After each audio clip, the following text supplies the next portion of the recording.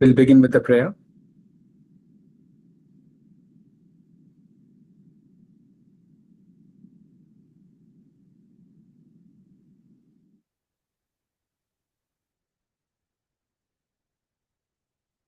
Sahana bhavatu, sahanau bhunattu, saha viryam karavavahai, tejasvinavadhitamastu ma vidvishavahai. Om Shanti, Shanti, Shanti.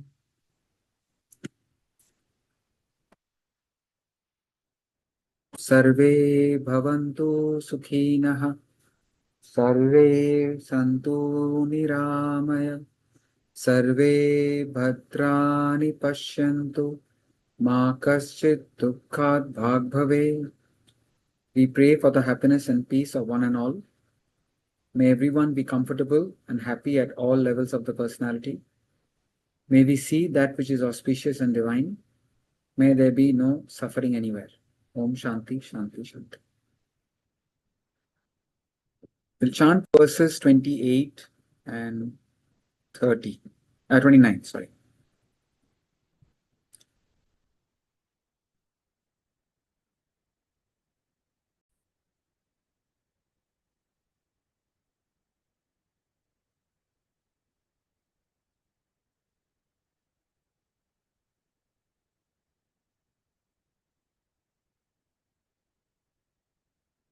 तत्त्ववित्तु महाबाहो गुणकर्म विभागयोः गुणागुणेषु वर्तन्ते इति मत्वा न सर्जते.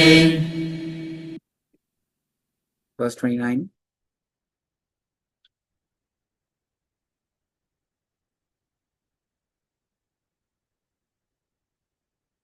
प्रकृतेर्गुणसम्मूढाः सज्जन्ते गुणकर्मसु तान् कृत्स्नविदो मन्दान् कृत्स्नविन्न विचालयेत्.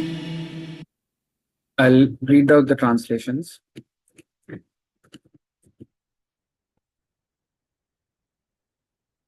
The previous verse which we did, verse 27, actions in all cases are performed by the gunas, qualities of Prakriti, nature. One who is deluded by egoism thinks, I am the doer. So out of delusion, we become egoistic, and then there is this kartritva bhavna, I am the doer. Verse 28 says, but he, the opposite, but he, O Mahabaho, with the true insight into the distinction of gunas, qualities, and actions, knowing that gunas as senses abide in gunas as objects, is not attached. This is the secret of objectivity. You can memorize this phrase, guna guneshu vartante. Guna guneshu vartante. Gunas will helplessly express itself. Verse 20 and the next verse will take up all of these three and explain together. Those deluded by the gunas of Prakriti, nature, are attached to the functions of the gunas. The one of perfect knowledge should not unsettle the dull-witted whose knowledge is imperfect. So to get the total picture of what he is saying, we have to first clearly understand what is our constitution, what is the ultimate truth which the scriptures are trying to declare, where we are and what is happening. Every human being is constituted of matter and spirit. The matter equipment is body, mind, intellect. We only know this. We are constantly identifying. Identifying means thinking. The most important equipment which human beings have is intellect, buddhi, the capacity to think. No other creation has this. Plants merely have the body. They are totally dependent upon the world. And nature takes care of it. Even if there is a swimming pool next to it, but the plant doesn't have water. It will die, but it cannot go reach out and take the water. It's completely dependent on it. It has no mind. It has no choice of action.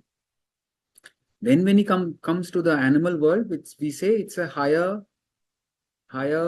form of creation, where not only body is there, but there is a mind. They have a lot of feelings, but they also don't have a choice of action. Overall, they are born, they survive, they procreate, they die. That's the life of all animals. They don't have a choice of action. Time and again we have said, if a herbivorous animal, a cow or a horse, if there is no grass, it cannot become a meat eater. It will die, but it cannot change. A leopard or a tiger, if there is no meat, any carnivorous animals, it will die, but it cannot become vegetarian. So their lives are fixed. They cannot do good or bad. They are just expressing their nature. But when it comes to human beings, intellect is the key. Today we are going to cover objectivity. At the relative level, objectivity is intellect having a perfect control over the mind. Now, in the case of a human being, when our mind is under our control, it acts as our best friend. If the mind goes out of control, it can become our worst enemy. So human being is the supreme most of creation. We can gain what we can say absolute objectivity by conceiving the self, understanding the self, attuning to the self, and finally becoming the self. This whole journey has to be done by the intellect. The intellect gives us the choice of action. What Shakespeare highlights, to be or not to be, that is the question. Should I do this or should I do that? Should I be a vegetarian or should I be a non-vegetarian? Should I marry or not marry? At any point, life is like a fork. Should I do this or not do this? So in this context, in the context of what we are made up of, as I said, human being is made up of matter and spirit. Matter equipments is body, mind, intellect. Now the intellect gives us what we say, a choice to identify. A choice to identify. What is this identification means? Identification means thinking. If we are thinking of the body, mind, intellect, we identify what we say with our individuality. Another word for individuality is ego. So by identifying with the individuality, we become egoistic. Then very, very powerfully and unconsciously, we have been entertaining this thought for generation on generation, probably janma after janma, we don't know. But it's a very, very powerful identification. We have identified with the individuality. Therefore, I believe I am Basab. You believe what you are. And thereafter, there is this egoism. Whatever the body, mind, intellect does, I believe I am doing it. Whereas the wise, he is able to shift his focus of attention, focus of identification to that which is beyond the body, mind, intellect, to the supreme self, to the Atman. Identifying with the self, then he is no longer egoistic. So life is an opportunity, a human life is an opportunity to consolidate the ego and remain with the individuality. Or understand what the scriptures are saying, that you are not this body, mind, intellect. You are not what you believe yourself to be. You are the supreme self. By attuning to the self and understanding how the gunas are functioning. What is gunas? Gunas, the qualities. Body, mind, intellect is coming out of vasanas. Vasanas is our basic nature.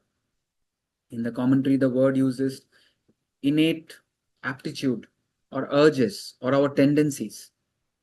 That which is our, see, the real core is the self, which we do not know. We can only project or conceive thanks to the scriptures or the guidance of the Guru. What we know is thoughts, but we can also conceive where are these thoughts coming from. These thoughts are coming from our vasanas, which is our basic nature, inherent tendencies, or urges, or aptitude.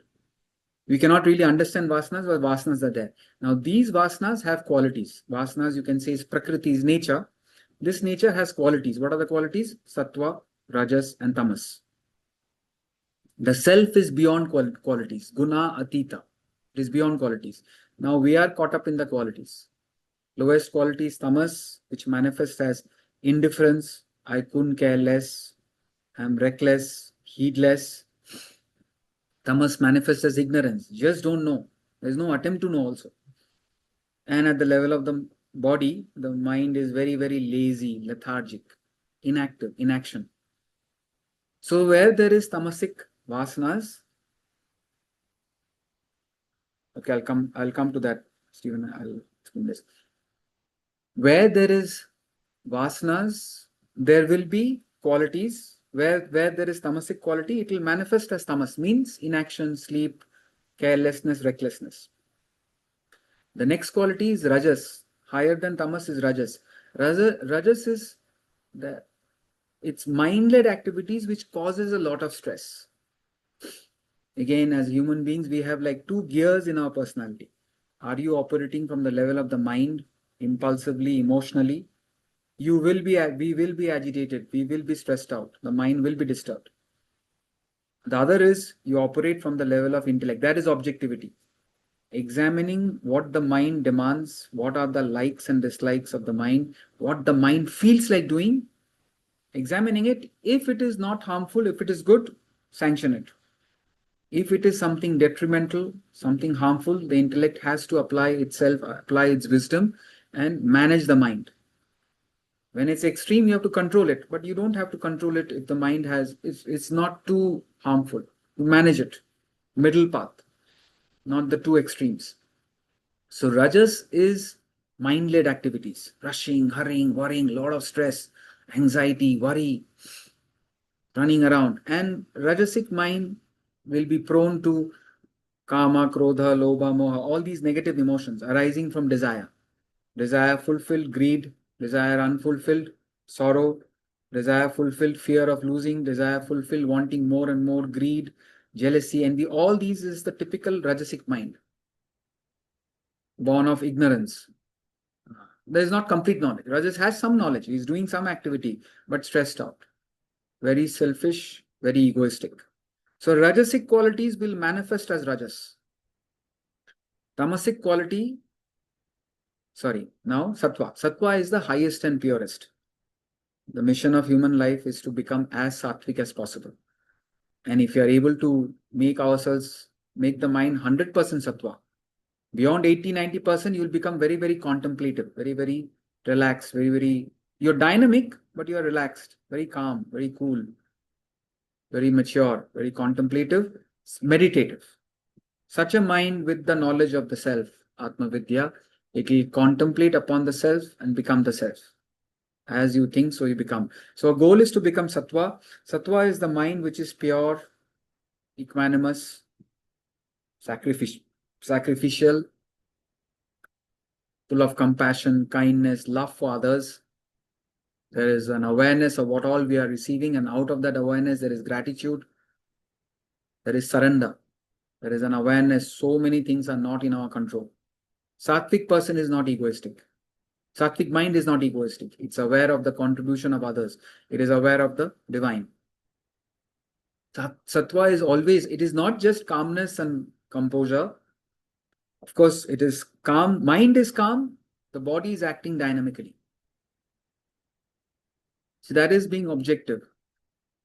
When we lose objectivity, see, I'm covering this because it's all in the verses. Once the explanation is complete, then when I read out the verses, you can make sense out of it. Opposite of objectivity is getting involved.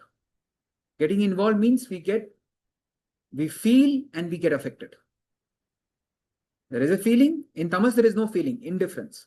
In rajas, there is a feeling and when we get affected. Getting affected means mind is agitated. We are not able to do what we are supposed to do. We're not able to sleep. We're not able to eat. Even the intellect can get confused. What is right? What is wrong? It's totally in a state of agitation. So when you are objective, you understand things as they are. You understand people as they are. You understand environment as it is. Guna guneshu vartante. Wherever, whatever guna is, it will helplessly manifest. Rajasic quality, cruel, selfish, egoistic, all that will helplessly manifest. We are all helplessly manifesting, expressing our nature. If we are able to apply the intellect, you can change it. But the change happens gradually over a period of time. That's why the expressway turns in curves, not in right angles. River turns in curves, not in right angles. So, of course, only a human being can change. A tiger cannot become a good tiger, neither can become a bad tiger. Tiger lives its life. But human beings, we have the capacity to change because we can apply what we say self-effort to the level of the intellect. So, intellect managing the mind is understanding things as they are and not allowing the mind to get agitated. That is objectivity. Mind is calm. Once the mind is calm, you are able to think clearly. Therefore, we say mind is like the surface of water. Intellect is the reflection. If the surface of water is disturbed, you can't see your reflection. You can't think clearly. Once your objective mind is calm, then you have to apply your thinking clearly and see what can be done. So objectivity spells success and progress in life. When we get involved, we are agitated, we are... involvement is only better when you're indifferent and inactive. When you're tamasic, a person is tamasic, definitely Rajas is better. Because he's involved, he wants to do something, he cares. But Sattvic person, he cares, but he doesn't care. He does all that needs to be done with a very calm, understanding mind. But then he couldn't care less. In the sense, he understands there are so many things not in his control. So he's perfectly objective.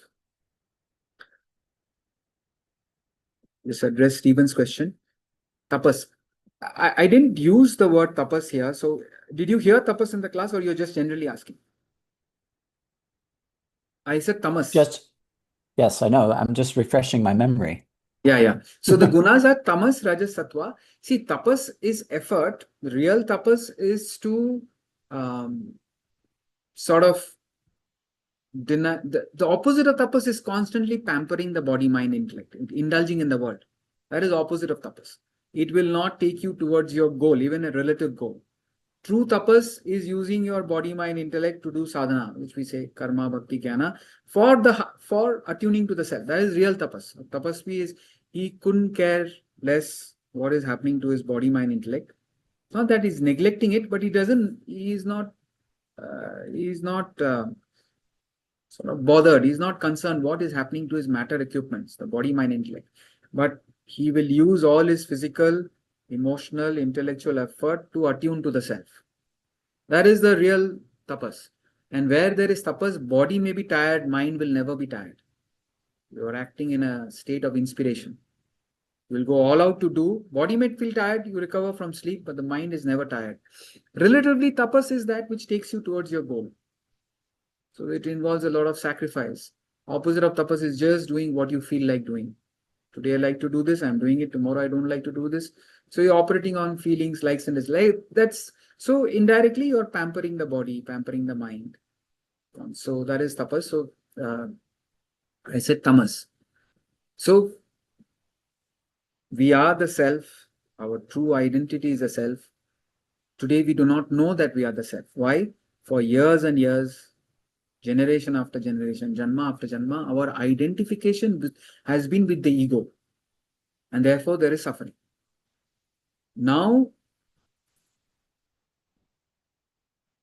we have to gain, now the knowledge of Atman is given. Ego is the bulb saying, I am giving light. No doubt, the bulb is giving light. The pen is saying, I am writing. No doubt, the pen is writing, but not without the ink.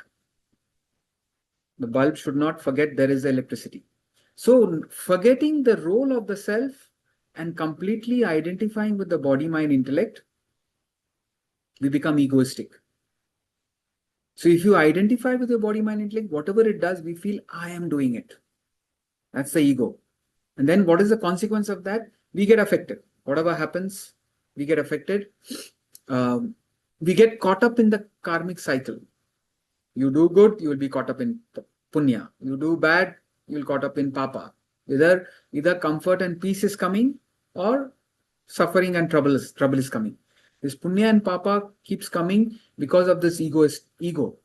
The example for ego is, suppose you write a letter and you send it, most of the time we put a from address. If the letter is undelivered and the from address is there, it will come back to you. That is the egoistic action. I am doing it, so the result will come to you. Now you write the letter to without the from address, it will not come back to you. So that is the selfless mode of action. Relatively, it's not difficult.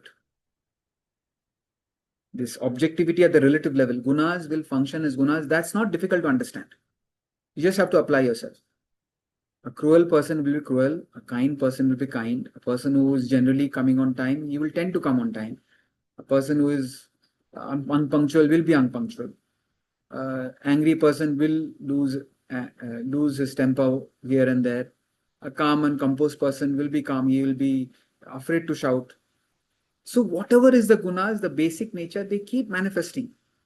So if we are not objective, we expect things to be different from what we are.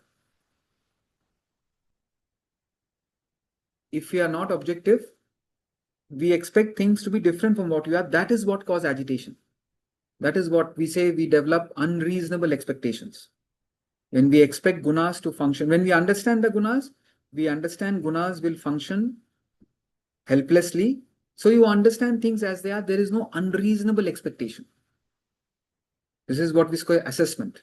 Assessment is understanding things as they are. Where there is assessment, there is right expectations. You are not disappointed. You are stressed. You are not stressed. Where there is no assessment, you are expecting things to be different from what it is. It is not about right and wrong.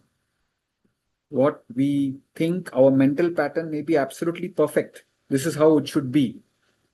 Temperature should not be too high or too low. There should not be too much traffic. Whatever, you are perfect. We may have a perfect image how a person should behave, how the husband or the wife, children or parents, everybody, how the neighbor should behave, how the government should behave. We may have our perfect mental pattern, but world is what it is. Anything could happen any moment. That's with reference to life. So where there is a right assessment, the mind is not agitated. There is objectivity. And when you are objective, your intellect is available to act brilliantly. Can you strive to change gunas? Otherwise, yes, we can. Otherwise, why are we studying this philosophy? If you go along with the mind, you are just you're going with the flow of the vasanas. Then you're not changing it. Now, intellect is that equipment which can observe the thoughts and choose what to do. So while we are gaining the higher values of life, we are learning the higher values of life, so that our existing vasanas, which manifest as thoughts, so now with some higher values, you are observing your past, let's say lower values. And now you have to analyze and see which is better for you. What is giving you more peace? What is giving you more, what is more permanent in nature? What is giving you more inner strength? So as you identify with the higher values of life, the lower values will drop away. Your value for it changes. What you value, what is your real worth? So what you really sort of appreciate, admire, respect. So unless you study the scriptures, our values are name, fame, power, position, worldly. Whichever direction you allow your thoughts to flow, those values will become stronger. That nature will become stronger. Now you're feeding the system, you're giving some higher values, not just information, you're thinking and gaining wisdom. You're reflecting and reflecting and reflecting. Slowly you're starving the lower values, you're not feeding them. You're feeding something higher. So over a period of time, gunas will change. See, even whatever you learn in this class, you're sincerely applying yourself, you're concentrating, something is happening, but it's not noticeable. The knowledge is, you act on it a little bit, slowly it fades away. Then you need another dose. Okay. So if you keep, otherwise, the truth is this, no, you are not the body, mind, intellect. You have got nothing to do with the activities of the body, mind, intellect. You are the self. That self is absolute bliss. Class is over, Vedanta is over. Now, where are you? Have your vasanas changed? That's the truth. But to live it in our life, to realize it, as Stephen said, there's a lot of tapas required. rise from wherever there is tamas, get into activity. Then control the activity, become pure, unselfish, sacrificial, and convert it into sattva. Finally, when you fill your mind with sattva, then you are meditative. That's where you contemplate and you realize the self.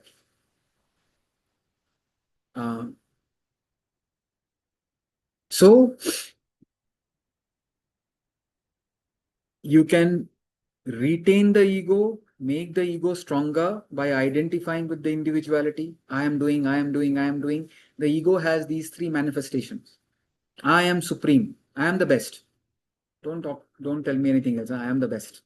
So such a, we say, arrogant or superiority complex. Such a person creates vibes where the team spirit is lost.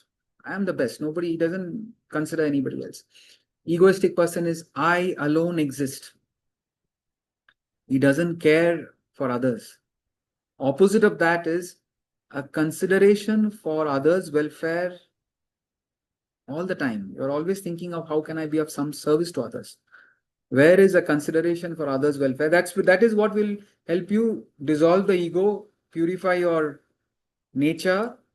As your nature purifies, you become more contemplative. The capacity to contemplate will help you finally realize the self. Now, I alone exist. You don't care about anybody else. You come to a room, switch off the fan. Everybody is watching television. You switch off the television. There is already shortage of parking space. You park the car in a way you take two people's parking space. You sit in you come early to class and you sit in a place where others have to keep on crossing you. So there is no awareness of how others may be inconvenienced. What is causing inconvenience to other? That is, I alone exist. And such a when we have I alone exist, we are that mind, and I alone exist mind is constantly wanting the world to cater to itself. And the world is not designed to cater to any individual mind's likes and dislikes. World is a totality. It is not designed to cater to one individual likes and dislikes. Sometimes it will be catered, sometimes it will not. So we are like a roller coaster. When we get what we want, we are happy. When we don't get what we want, we're dejected. The other is when you get what you want, you're grateful. And when you don't get what you want, you have the flexibility to adjust and adapt. You are adapting to the changing world because the world is what it is. So there is objectivity. Understanding what the world is, how the gunas are functioning, and you adjust and adapt. So I am supreme, I alone exist, and I am the doer. So in I am the doer, we have covered this in so many times. I'm repeating. Take the point and apply it to whatever, in every other facet of life. What action is possible without the contribution of others? We cannot gain energy without food. Farmers are working in the hot sun, producing food. That food is wholesaler is bringing it to the market. Somebody has organized the marketplace. A retailer is selling. Somebody is cooking it. Finally, it's on the plate. So many people are contributing to just food. Then to say you open the tap, there is water. Where is that water coming from? It's coming from some river. Somebody's put pipeline. Somebody's put water pump. What is our role in the discovery of electricity or having electricity coming to the house? The internet connection, the Zoom, the laptop, the clothes, the specs, the language itself. If I start talking in Chinese, ching lang, ling lang tu, you're not the body mind like ting lang pu, and ting lang tu, you will not understand anything. So who discovered A, B, C, D, the grammar, language, this knowledge itself coming from thousands of years? So when you slowly look around and understand, I have got nothing to do with this, I've got nothing to do with this, I've got nothing to do with this.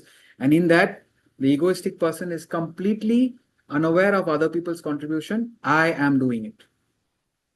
So that is delusion. Everybody is doing it. This is relatively easy. What is relatively easy? Guna guneshu vartante. Gunas will function helplessly and gunas will seek the same gunas. Tamasic person will seek tamasic people, Rajasic people will seek Rajasic people, Sattvic people will tend to be with similar people. Tell me your friends, I'll tell who you are. Birds of the same feather flock together. Right? I think last class I mentioned, in a party, children will be playing with children. Vedanta Academy students will go towards the Vedanta Academy students. I'm just saying.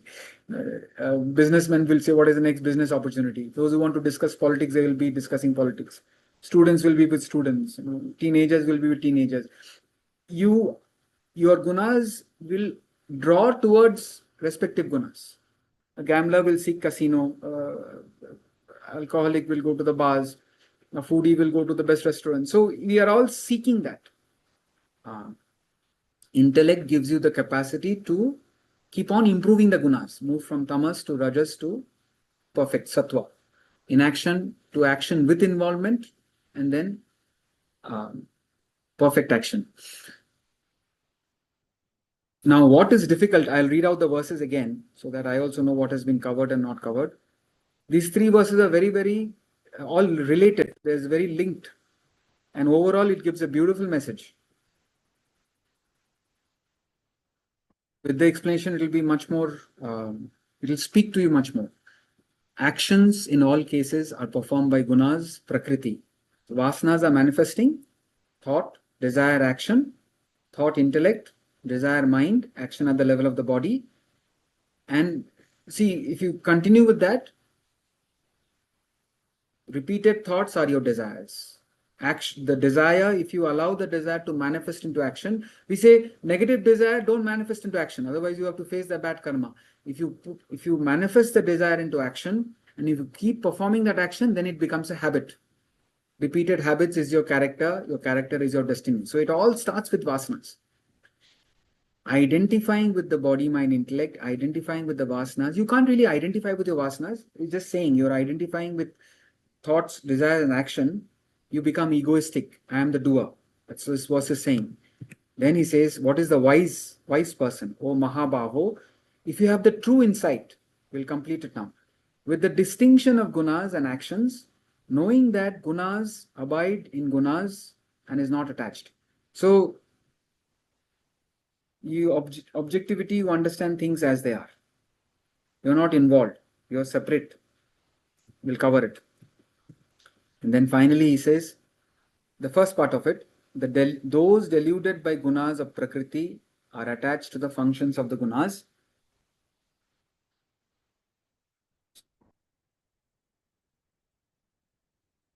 Those deluded by the gunas of prakriti are attached to the functions of the gunas. The last line later. See, so far it is easy. What is easy? That gunas will helplessly manifest and apply your intellect to understand things as they are and function. The other point. I alone am the doer has no meaning. Everybody is contributing. Our contribution is like a drop in the ocean. This is easy. What becomes difficult is the moment you bring in self, the Atman. The bulb is not able to conceive where is the electricity. The bulb guru has to come and tell the bulb, hello, you cannot give light without electricity. Bulb guru is the electrical engineer. Similarly, here the guru is the spiritual guru. He says, beyond the body, beyond the mind, beyond the intellect lies your Atman, the supreme self. Now that is difficult. That is difficult to conceive.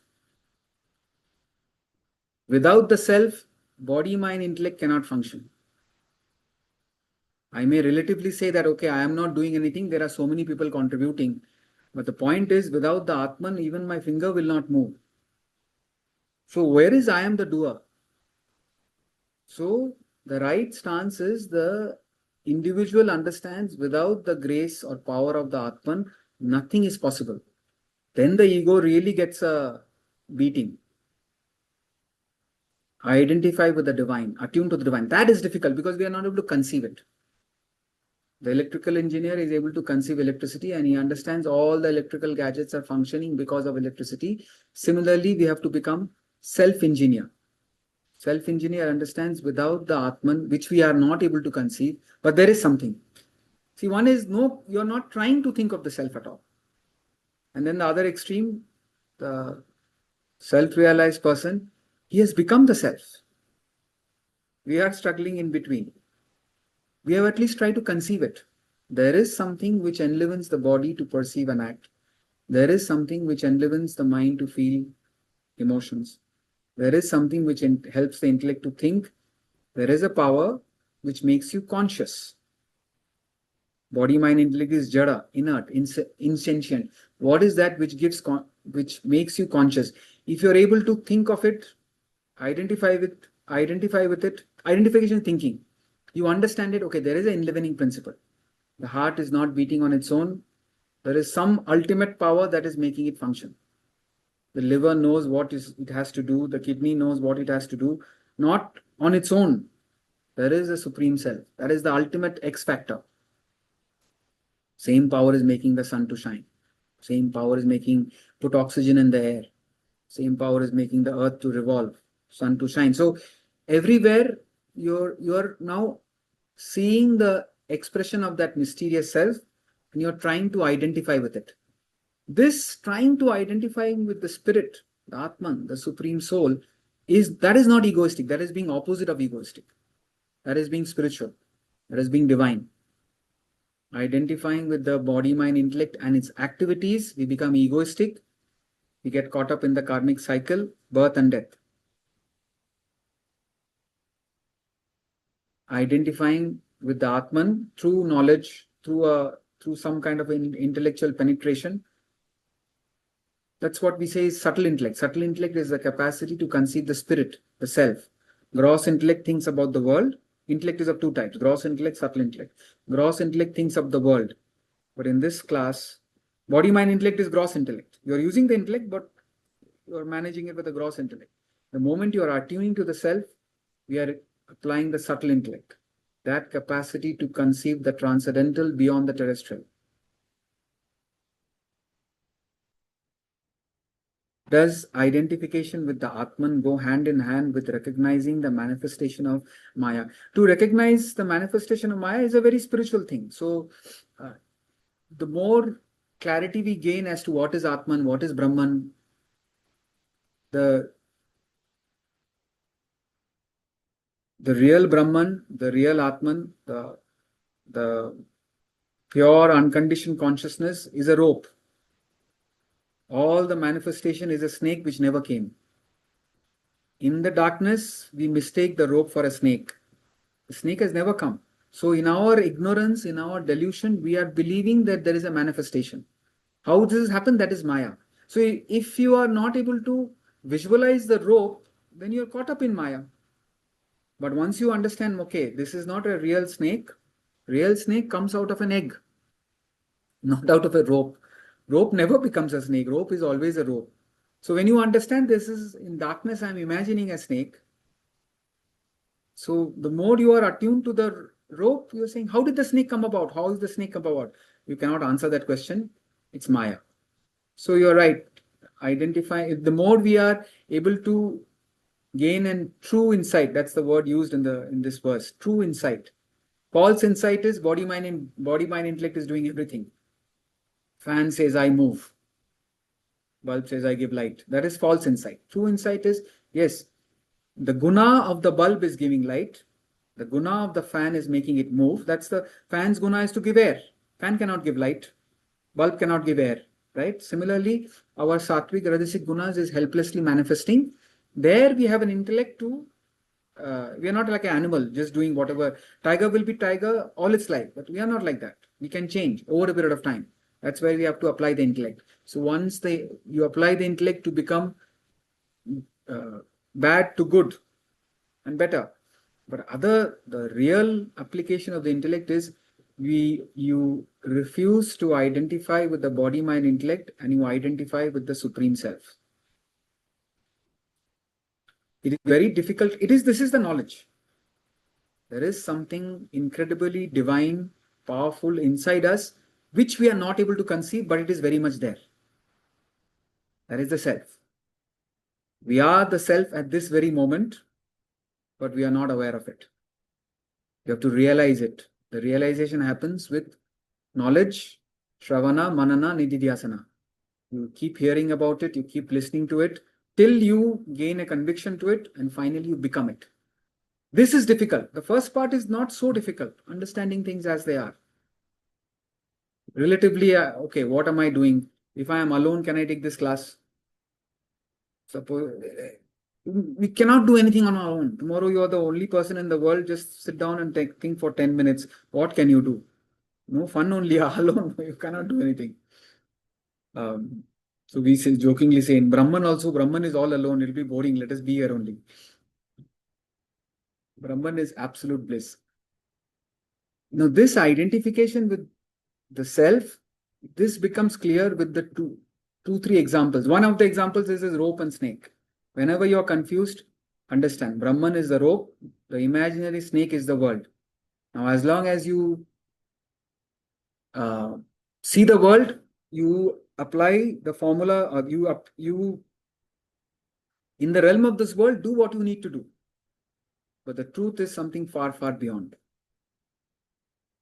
So two more examples that helps us to identify, is to stop identifying with the ego, the matter, the individuality, and understand what the role of the self is the role of petrol in a car. See, he's saying those who identify with the gunas, he feels I am the doer. To which we are saying, no, you are not the doer. The vasanas cannot become thoughts, desire, action without the self. So then, when you are identifying with the individuality, you become egoistic. Now, when we are identifying with the individuality, we have to remember that there is a self without which I cannot function. Bulb was saying, I am giving light, I am giving light. Now, suddenly he's been told that there is an electricity. So the bulb is saying, I am giving light. My vasanas, my gunas is producing light, but now not without the power of the electricity. Now, you might get into a misconception that electricity is giving light. Electricity is moving the fan. No, electricity is just an inactive witness. It is there, but it is not doing anything. So that's why the example of petrol helps. See, to capture Brahman, God, is not easy. It takes a while. Petrol in a car is a very, very intellectual approach, and it gives a lot of clarity. At least it will remove all the misconception. To go to a completely devotional angle, we say Brahman, those who are devotional, we have a lot of emotion. And if you are worried and anxious and you are complaining about life, this example helps very much.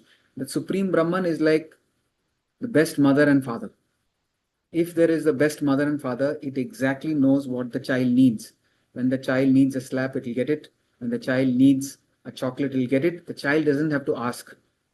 The child will, with what you call, the best mother and father will always be fair, and it will always be very caring, very compassionate.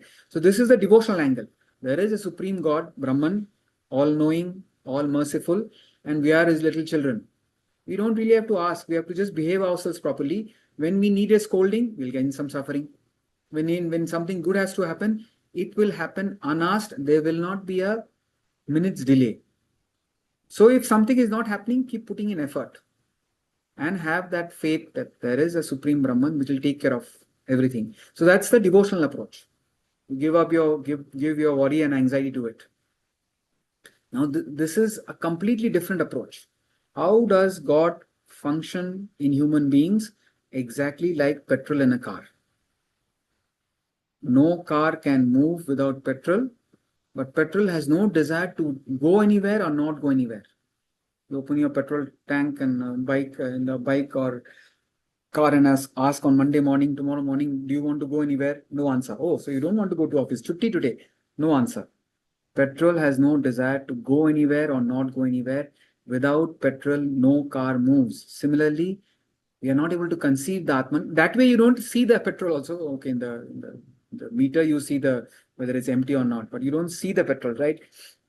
Without petrol, no car moves. Without petrol, no car moves. Petrol has no desire to do anything. Similarly, we are not able to conceive the Atman. Without Atman, body, mind, intellect cannot function.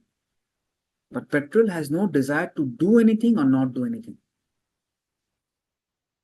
Next, to gain more clarity, there is a Toyota, there is a Honda, there is a Maruti, there is a Ferrari, there is a Mercedes. All the performances are different. One is zooming, one is medium, one is mini. But petrol is one and the same. Similarly, there is a wide variety of human beings, living creatures. snail is doing something, an elephant is doing something, the birds are doing something. A Rabindranath Tagore or a Roger Federer or Virat Kohli or the Ramatirtha, Tapon Maharaj. There are great individuals. Very wrong list I put for Federer and Tapon Maharaj. Anyway, doesn't matter. There are great individuals doing a lot of things. There are ordinary human beings running around in the world. And there is a person who's not doing anything, or he may be a terrorist. Performance are all because of the body, mind, intellect. The vasanas are different. Gunas are different. The vasanas are expressing itself into different type of thoughts, desires, action. But petrol is one and the same. The petrol is the self. The Atman is the homogeneous conscious principle enlivening the heterogeneous variety of beings. You can memorize that line. The Atman in us is a homogeneous conscious principle enlivening the heterogeneous variety of equipments, making the birds to fly, fishes to swim, the insects to be doing whatever they are doing. Petrol is not one and the same. The Atman is not one and the is one and the same. Sorry, what am I saying? Petrol in all cars is one and the same. The Atman is one and the same in all human beings. There is no good Atman and bad Atman. Whether it's a terrorist, a sinner, or a saint, the Atman is one and the same. And finally, what is absolute objectivity? Relative objectivity is intellect, understanding gunas will function and keeping a perfect control over the mind. If the mind takes over, you get involved and affected, agitated, disturbed. But if you are operating from the level of the intellect, you are in control, you are not agitated, you are understanding things as they are, you think clearly and do what needs to be done. Success, progress will happen.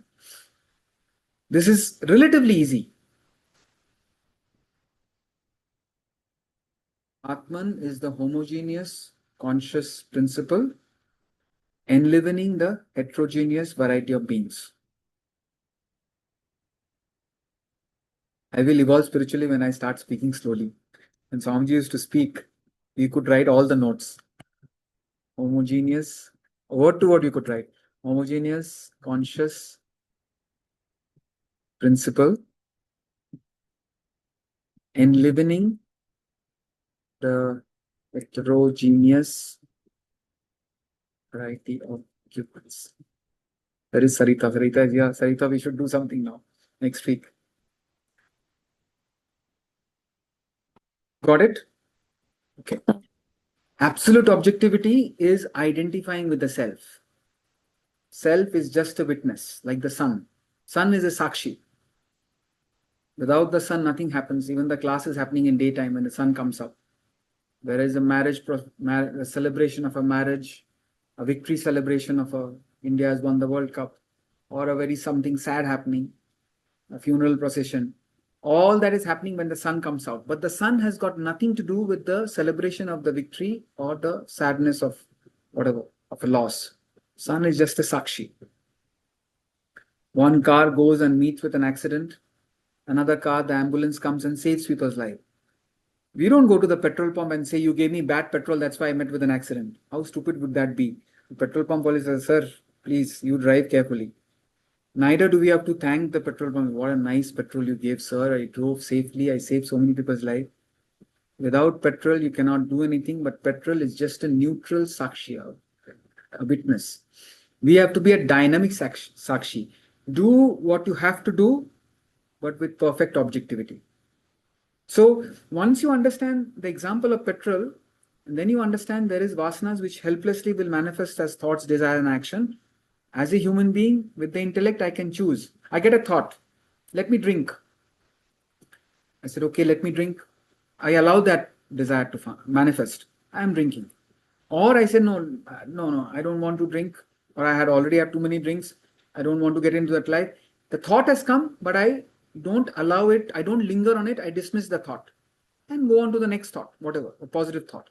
So intellect gives us the capacity to choose, capacity to go along with my vasanas or change my vasanas.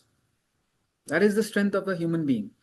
Tiger, if it's hungry and it sees a deer, it will not say, says, deer is so cute, should I kill this? Let me look for a bad deer or ugly deer. If it's hungry, it will eat, and if it's full, it will not eat.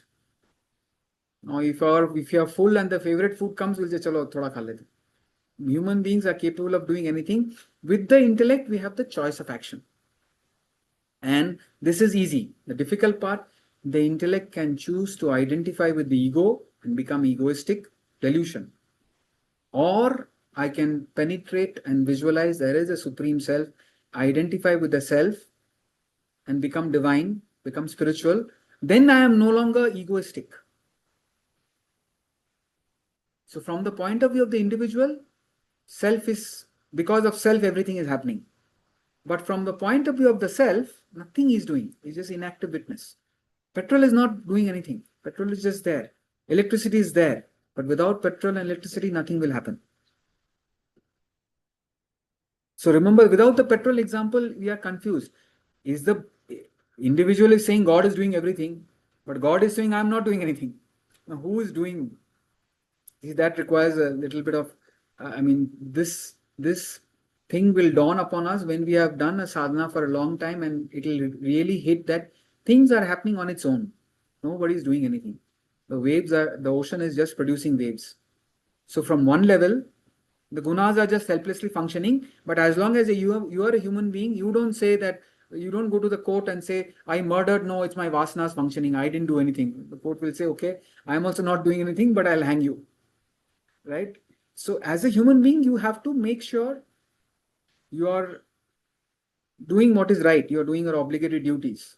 Then you're on the right side of karma. But from the point of self, everything is happening naturally, just happens. Everything is just happening. From the point of the rope, there is no snake, it's just there. Now, which example will complete the picture? See, a couple of more points. I'm again reading out the verse. See, it's a very, very interconnected verses. And very, very important class also. I mean, in the sense, you have to understand each thing, how it is functioning. 27 was egoistic person. He believes body, mind, intellect is doing everything. He doesn't understand the qualities are helplessly expressing. Vasanas will helplessly manifest as thoughts, desires, action based on the gunas, sattva, rajas, tamas. If you identify with the vasanas, body, mind, intellect, you become I am the doer, delusion. 28, but he understands gunas are functioning. I have got nothing to do with it. Don't get involved. Understand things as they are. Guna guneshu vartante.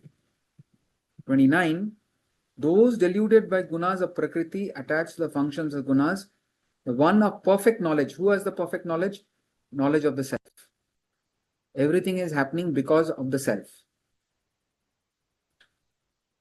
Now, with reference to the ego, there is a time we are happily egoistic. Happily is not the right word. We are very proud to be egoistic. See, one is to understand yourself. These are my weaknesses. These are my strengths. Know your strengths properly. Use it to improve your life. That is fine. You have to manage yourself. I can't manage you. You can't manage me. You have to manage yourself. So you work on your weaknesses and make it more stronger. You focus on your strength, whatever. Develop self-belief. Be confident that these are my strengths. But the scripture is saying that's not your true identity. That's the role you're playing. Your true identity is the self. Don't identify with your body, mind, intellect and become egoistic. You express yourself properly, but don't forget the self. Remember the divine. And the divine is not doing anything. Okay. Petrol, car. Okay. There is a time, a stage, a phase in the spiritual life. Not even a phase in the spiritual life. Before we start the spiritual life, we are happily egoistic. I'm proud to be egoistic. Sometimes, very rare, sometimes it happens. We talk about dissolving the ego, to dissolve the ego. So the person will come after the class and say, sir, but I have done it, sir. I only did it. Why can't I say I have done it? Now so to that person, what we will say? We will say, don't worry about it. One of perfect knowledge should not unsettle the dull with it whose knowledge is imperfect. Those who are attached and do not have a value for what all this, Let it be. They are from a spiritual point of view, not looking down upon them. See, when children are fighting and playing and cheating, as adults, we will say, what is they doing? You understand, as they grow up, they will become like us, fighting for different things, not children, toys. So you don't condemn, how can you be like this? How can you play with toys? Children will play with toys. As they grow up, they will play with different things, other things. So you understand children, you don't fight. Similarly, a master understands people who are at a lower, who are, let's say, materialistic or worldly. They have a value for that. It is a lot of suffering, and by God's grace only they'll come higher. Knowledge is never given, it is taken. You don't fight, leave them alone. Last class we covered in detail. You lead the way, you render yourself spiritually attractive. You'll be compassionate, you'll be kind, you'll be unselfish, you'll be calm and composed. You attract them by example, calmness, etc., etc. Otherwise, you leave them alone. Don't unsettle them. It is detrimental. So at one point, we are proudly egoistic. Then we suddenly come to the scripture, and we understand that, my God, ego is not a good thing. Ego and selfishness, they go hand in hand. Ego will cause a lot of suffering, and I am not being divine. So then, after a little fight, all this knowledge, what happens? I am not egoistic. No, not like that. Genuinely, I am not egoistic. Of all the students, I am the best student. All the sadhak, I am the best sadhak. Sir, thanks to you, I don't have an ego now. There is this, what we say, subtle ego. That is more difficult. To be caught up in ego and the world is blinding darkness. To be caught up in this thought, I don't have an ego, is greater darkness. The ego has crept in. Somebody said you are always sleeping with the enemy. Enemy is the ego. You're always pampering yourself. I, me. That's the enemy. Not Basab. I'm playing the role of Basab. I have to play the role of Basab properly, but I am not Basab. So one time, Basab is doing everything. Very egoistic. Then I am not doing anything. At least all of you will think, no, I am not egoistic. That is even more subtler ego. So what is the third phase? Let's see who remembers. I mean, Ullas may remember. I don't know. Medha, I don't know who will remember. What is the third phase? What does Swamiji says? 3 words. One is, I am doing everything. And he's very, very eloquent. He doesn't talk about one good quality an egoistic person has. He doesn't talk about anybody else. I do everything. Next phase is, no, I am not egoistic. Thanks to Vedanta, I am not egoistic. Very polite, Medha. Very good. Just keep quiet. Swamiji's was just shut up. Very good. I like that. Just keep quiet. So polite she is. Just shut up. No ego, no, I am doing, no, I am not doing. Just do what you have to do and remember God. The moment you say, I am the best sadhak of all sadhak, I am the most humble of all people. I have no ego, the most egoistic. That's an even bigger ego. I don't know anything. How can I take the class? English language I didn't discover. Knowledge also is not mine. So how do you say I don't have ego? Just keep quiet. Thank you, Medha. I learned it now. Just keep quiet. Just shut up. So things are happening. Let it happen. So last example, time is over. Last example is, we are all actors on a stage. Our true identity is the self. We are not remembering the self. Now we are caught up. We are lost in the stage. You have to play your role properly, but our true identity is the Supreme Self. All the world is a stage. All men and women may have players. That itself is enough. But additionally, they have their exits and the entrances. So the actor is playing his role. Vasanas will manifest as thoughts, desire, action. Apply your intellect to take care of that. Don't allow the world to agitate you. Understand guna guneshu vartante. Where you can make a change it. Otherwise, be objective. Objectivity is intellect controlling the mind. That means that much you understand. That is the first level. If you can't understand intellect controlling the mind is objectivity, state of calmness, then the knowledge of the self is Harry Potter. It's like imagination then. First, intellect It's controlling the mind, understand things as they are. That is relative objectivity. Absolute objectivity, I am not Basap, I am playing the role of Basap, I am the self. So self is just a witness, just witnessing. So we get affected by profit and loss. Will the actor get affected by profit and loss? He knows it's just a drama. Similarly, the drama of life going on, all of us have a role to play. Play your role to the best of your ability. If you're an accountant, be an accountant. If you're a doctor, be a doctor. If you're a carpenter, be a carpenter. If you're a teacher, be a teacher. Play a role to the best of your ability, remembering the divine. Understand you have got nothing to do with the happenings on stage. They've got nothing to do with the activities of the body, mind, intellect. Vasanas are functioning with the power of the self. Now, from the point of view of individual, I cannot do anything without the self. From the point of view of the self, rope remains as a rope. Nothing is happening.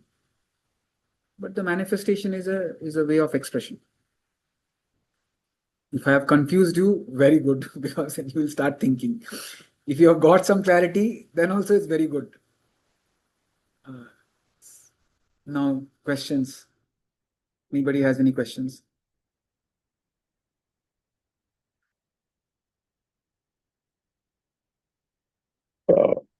Guruji, Yes, Hari. that means bhakti does not have a role, that Bhakti doesn't have a role. everything works on karma and we get what we deserve. God is like petrol. He has put a formula in the universe. Everything functions.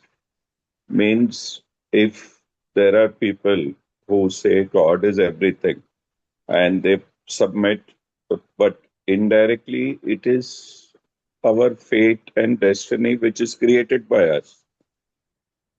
So how can we define Bhakti Vedanta and Vedanta in short? No. See, of course, see, karma, bhakti, jnana, they are the three tires. The whole journey is like a tricycle. You miss one wheel, the whole thing will collapse. To understand, I mean, to apply your question properly, every human being has a constitution. We are active, we are emotional, Yes. we are intellectual. Intellectually, we gain knowledge and wisdom. To the extent we are active, see, the intellectuals say everything is a maya, then why should I act? Karma is important. Bhakti, to the extent you're emotional, you manifest your bhakti as love for everyone. Let's say I am self-realized. Now, why should I take the class? Out of compassion, I am taking the class. So, what is compassion? It's not gyan. It is not karma. Karma is the service. No. Gyan Right. is you and me are one and the same. So remember that what connection. Knowledge, gyan says you and me are one and the same. Out of that gyan comes bhakti, love, compassion, kindness. I feel one with you. And if you feel one with it, you will do karma, which is service and sacrifice. So knowledge leads to bhakti, bhakti leads to karma. The more you do karma and bhakti, it's like plowing the field, karma, watering the field, bhakti, you're purifying your emotions. Then the guru comes and puts the seed. You're not the body, mind, intellect, you're the self. If so, knowledge minus devotion, you become arrogant, you become like an intellectual, you know. Yes. That's a philosophy professor, you know, you come, what is the verse today? 29th verse. There is no joy, there is no emotion, there is no. He is teaching it as a textbook. Here is no textbook teaching. I don't know about all of you, but I definitely want to realize the self. I definitely want to understand the distinction between the gunas functioning and the self. Right? So it's not a. So you study with devotion, you work with devotion. Devotion has a very, very important part. It has its own place. Now you have to practice all three according to your constitution. If you're inclined to study, you use your capacity to study and properly study. You are inclined to serve the world to realize the self.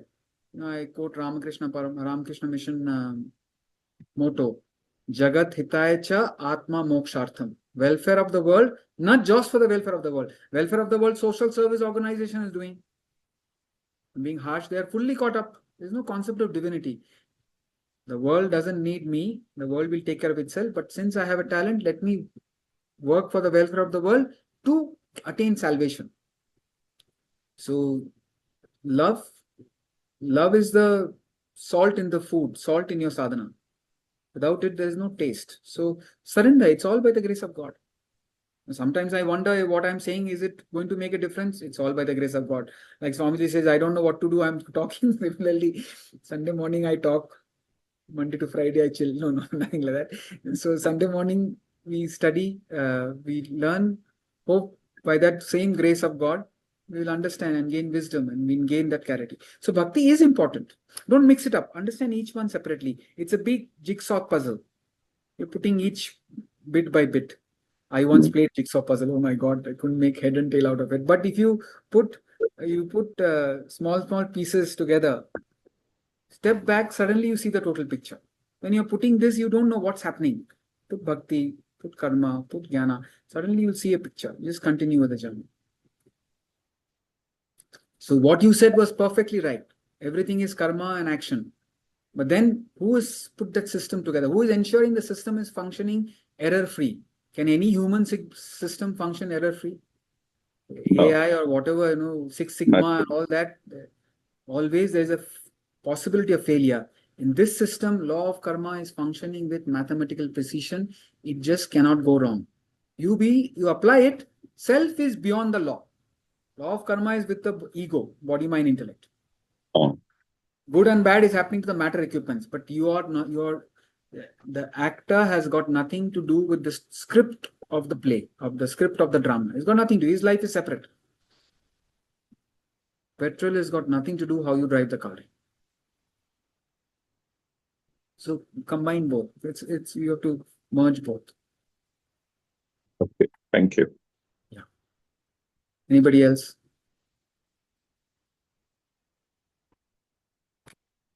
We'll end with the prayer.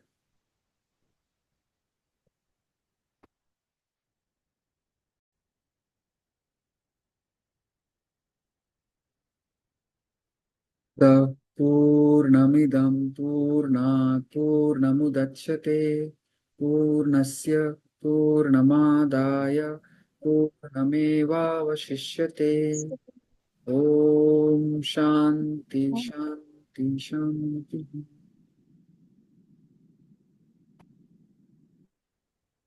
Thank you, everyone.